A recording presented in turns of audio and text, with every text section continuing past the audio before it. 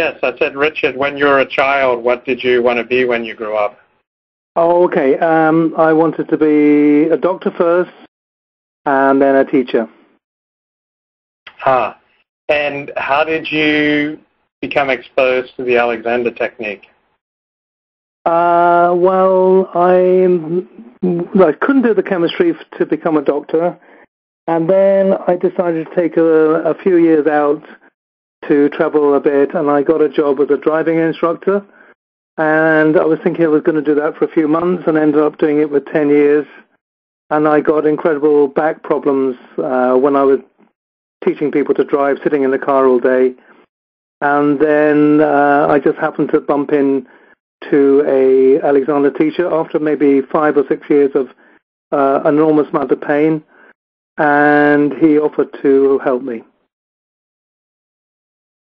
And why did you choose to train to become a teacher of the technique? Because it was the only thing that actually worked for back problems. My father was a doctor himself, and he used to say, half jokingly but half in truth, if you want a day off work, just say you have back problems, because nobody can prove you have, and nobody can prove you haven't, and even if you have, nobody can do anything about it. And that turned out to be pretty much the case when I myself got a lot of back problems and sciatica. At some stage I couldn't walk with it, and I tried pretty much everything, usually the physiotherapy first and then the orthopedic surgeon. They wanted to operate and take the 3 lower discs out, and as my father actually said, look, whatever you do, don't let them do that, because I see the people afterwards. And then it was a course of physio, which often made everything a lot worse. And then it was a chiropractor, osteopath.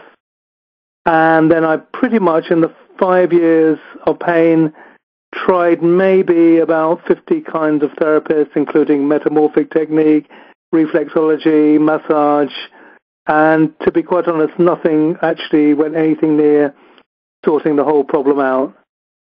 And then when I did the Alexander technique, they started looking at how I was sitting, and found I was sitting way over to the left, because that's what you do when you teach people to drive. And when I realized that, I corrected my sitting, and the pain just started to leave. And within about 2 or 3 months, I was pain-free. Wow. How did your father react to your decision to get into the Alexander technique? He was fine about it. he had a book by Dr. Barlow on his shelf, so he had come across it before, and he was fine about it. He was just pleased that something was working for me. And how did you get your private practice going once you graduated? How were you able to make a living from the Alexander technique? Well, I was trained in a little place in Devon in the UK, and there was about maybe 8,000 people in the town, and there was about 35 teachers, because there was a big training school of 36 people. So I came out of a little town, and everyone would say, you have to move away because you'll never get any work here. I didn't really want to move away at that point, so I just went around every single education center in the nearby vicinity, and I went to about 12 places, and they all said, yeah, we would like an evening class. So there is only 4 evenings that people want to do evening classes, so I ended up doing a lot of day classes, taking on maybe 15, 16 people, teaching them. So within about 2 months, I was working more than full time. Wow. How were you able to learn to teach group classes? Well, it was tricky at first, but I soon realized you can't just get somebody up and teach them the Alexander technique in front of a load of other people, because that just doesn't work. But what I did in the groups, I made maybe 4 or 5 people in each group, and then got them to watch how each one of them would get up from a chair, and then showed them how much the head was going back and the shoulders were coming up, and then went through a demonstration teaching them how to get up for themselves without the head going back, and they were pretty impressed, and a lot of their neck problems and back problems started to go away. Another session I would teach them lying down, the semi-supine, and another session we would go through breathing, and I would do the whispered R, and it worked pretty fine. Yeah, it worked very well. And then a lot of people, after doing maybe a 6-week course or a 7-week course, started to come for individual sessions. So I saw the education, not teaching them the technique, but just advertising and showing the possibilities of what the technique could do. So how did you find effective ways to talk about the technique? Because so much of its language is off-putting to the average person. Well, I just didn't use it. I just don't use jargon. I don't use words like inhibition and direction and primary control because people don't really connect with them. It's a bit like, a computer expert talking to a layperson about gigabytes and all the rest of it. You can't do that. You have to find a language. People are talking about posture. Now, in the Alexander world, we don't like to use that word because it's kind of just physical. But you do have to talk their language, and then you have to say words like posture, but then explain that posture is much more than just physical, that it is actually emotional and mental as well. And how did you come to write your first book? Well, that was interesting.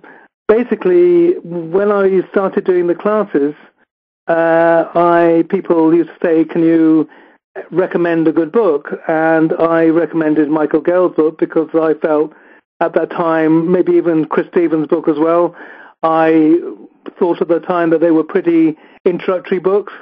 And people just brought them back the week after, again and again, saying, "Oh, this is too complicated for me."